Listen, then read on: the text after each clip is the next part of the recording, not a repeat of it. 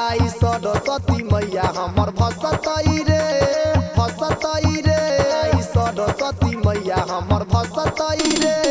सरस्वती माता विद्या के दाता, सरस्वती माता विद्या के दाता, साल भर पर आती है विद्या देकर जाती है, साल भर पर आती है विद्या देकर जाती है।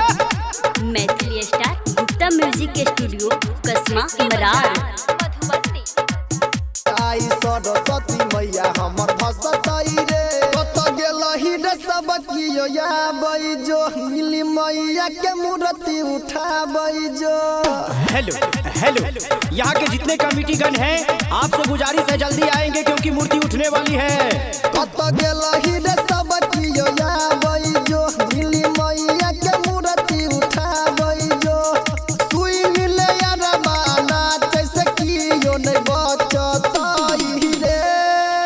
मुकेश भैया जितना मिथिलांचल का छोड़ा बा सबके पकड़ के लाबो आ डीजे पर धमाका उड़ाबो। खूबे डीजे बजा सब नचतई रे। आई सरस्वती मैया हमर भसतई रे। खूबे डीजे बजा सब नचतई रे। आई सरस्वती मैया हमर भसतई रे। हेलो हेलो, ऑपरेटर बीच बीच में गाना कहाँ बंद करते हैं भाई, बजना दीजिए। हेलो हेलो, देखिए देखिए देखिए मोटरसाइकिल बीच में घुसा रहा है भैया। आपसे प्लीज गुजारिश है साइड कीजिए मोटरसाइकिल को। देखिए लड़का अलग नाचेगी और लड़की अलग नाचेगी। अब भैया प्लीज लड़का लड़की सटना नहीं चाहिए। डीजे वाले भैया थोड़ा बेस बढ़ाइए जी, हिला के धमाका उड़ाबै जो लाल गुलाल, देख देंग दी सबके गोरे गोरे गाल के। हेलो हेलो, देखिए अबीर वाले भैया किसी का गाल बचना नहीं चाहिए, ठीक है ना, ठीक है ना। उड़ाबै जो लाल गुलाल, देख देंग दी सबके गोरे गोरे गाल के।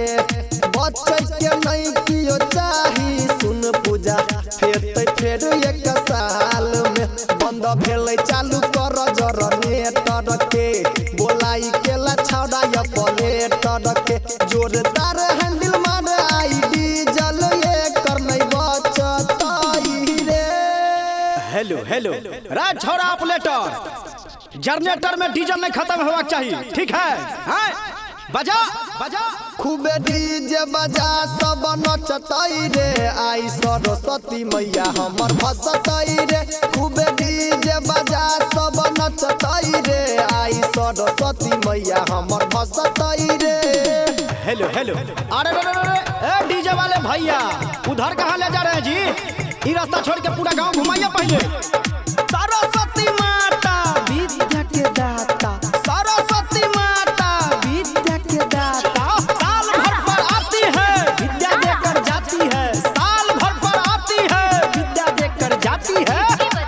हेलो हेलो, हे बरगा हो, तोरा समझ में नहीं आवे छ डीजे वाला भैया, तोरा कही आगे जाके पूरा गांव घुमावे ले तो रास्ता भुला रहल छ होने। मूर्ति घूमे पूरा गाँव में रे, भजते भले चाहे सामने रे।